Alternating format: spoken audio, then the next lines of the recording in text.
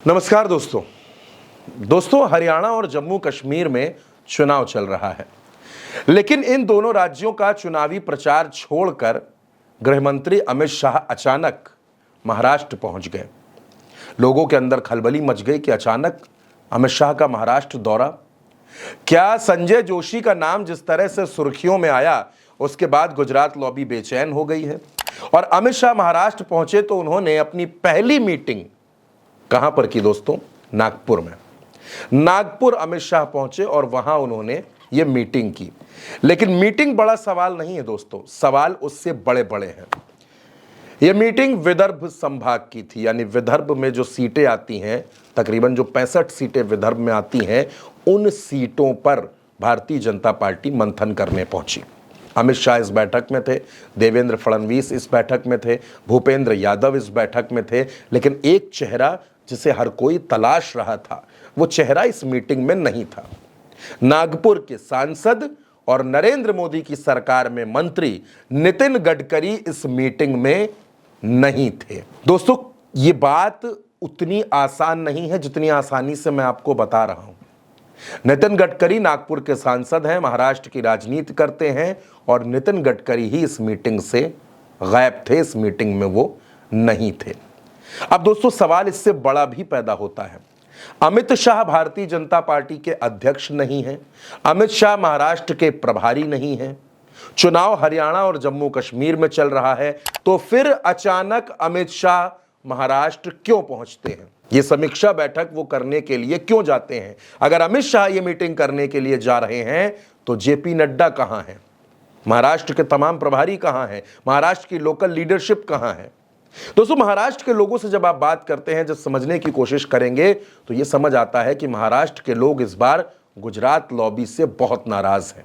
और अगर इसी तरह महाराष्ट्र में अमित शाह और नरेंद्र मोदी की सक्रियता बढ़ती रही तो महाराष्ट्र में भारतीय जनता पार्टी को और भी बड़ा नुकसान हो सकता है।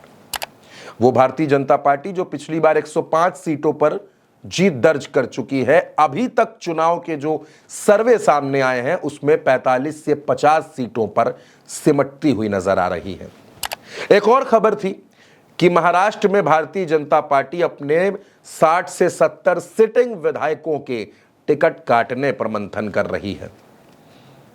इसके बाद विद्रोह और विरोध भी होना तय है, तो उसी को भांप कर अमित शाह पहले ही पहुंच गए ताकि इस तरह का विरोध, इस तरीके का विद्रोह ना हो सके।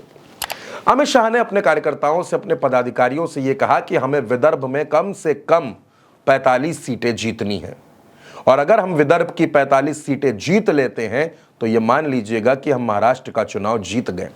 अमित शाह ने एक और बात कही। अमित शाह ने कहा कि हमको उद्धव ठाकरे और शरद पवार को रोकना है, इस पर हमको फोकस करना होगा। आपसी झगड़ों को, आपसी मनमुटाव को भूल जाइए और चुनावी प्रचार में जुट जाइए। लेकिन दोस्तों, सवाल फिर वहीं घूम कर आता है कि ये वही नागपुर है जहां के सांसद नितिन गडकरी हैं, ये वही नागपुर है जो संघ का मुख्यालय है। तो क्या अमित शाह गडकरी और संघ दोनों को चुनौती देने के लिए नागपुर पहुंचे, दोनों को चैलेंज देने के लिए पहुंचे कि आप संजय जोशी को अध्यक्ष बनाने की बात कर रहे हैं, आप ये कहते हैं कि प्रधानमंत्री पद का ऑफर मिला था, आप ये कहते हैं कि अगली बार सरकार नहीं बनेगी, इन चुनौतियों के बीच मैं महाराष्ट्र आ गया हूं और मैं नागपुर में बैठा हूं। क्या यह संघ को आंख दिखाने की कोशिश है? और अब संघ इसे कैसे देखेगा? अब नितिन गडकरी इसे कैसे देखेंगे? दोस्तों, ये कोई लुकी छुपी बात नहीं है कि नितिन गडकरी संघ के करीबी हैं। संघ जो कहेगा गडकरी वो करेंगे। संघ अगर कहेगा कि आपको प्रधानमंत्री बनना है तो नितिन गडकरी अपनी पूरी ताकत लगा देंगे। लेकिन अगर संघ ये कह देगा कि नितिन गडकरी जी आपको घर बैठना है तो नितिन गडकरी बाहर नहीं निकलेंगे। लेकिन अमित शाह ये बैठक ले रहे हैं और इस बैठक में नितिन गडकरी नहीं है। पहली बात, ये बैठक बीजेपी के अध्यक्ष को लेनी चाहिए, राष्ट्रीय अध्यक्ष नड्डा को लेनी चाहिए, वो इस मीटिंग में नहीं है। अमित शाह यहां पहुंचे हैं, अमित शाह महाराष्ट्र संभाल रहे हैं और महाराष्ट्र में जो इंटरनल सोर्सेज हैं, जो अभी तक के जो सर्वे हैं, वो ये बताते हैं कि महाराष्ट्र में महायुति गठबंधन सरकार बनाता हुआ नजर नहीं आ रहा है। सीट शेयरिंग की बात छोड़ दीजिए, सीट शेयरिंग अभी तक नहीं हो सकी है। सीट शेयरिंग का जब भी सवाल पूछा जाएगा तो चाहे एकनाथ शिंदे हो, चाहे अजीत पवार हो, चाहे देवेंद्र फडणवीस हो, चाहे रामदास अठावले हो, ये सब एक ही बात कहते हैं कि सीट शेयरिंग बहुत जल्द हो जाएगी। लेकिन अभी ऐसा कुछ होता नजर नहीं आ रहा है। लेकिन दोस्तों, सवाल बेहद अहम है कि अचानक अमित शाह नागपुर क्यों पहुंचे, अचानक अमित शाह महाराष्ट्र के दौरे पर क्यों हैं, हरियाणा और जम्मू कश्मीर का चुनावी प्रचार छोड़कर महाराष्ट्र में अमित शाह इतनी मेहनत अचानक क्यों करने लगे हैं। क्या महाराष्ट्र को लेकर जो सर्वे है उन्होंने भारतीय जनता पार्टी की नींदें उड़ा दी हैं, इसी वजह से अमित शाह ने दौड़ भाग शुरू कर दी है, या फिर अमित शाह ये समझ गए हैं कि संघ की नाराजगी महाराष्ट्र में भारी पड़ने वाली है।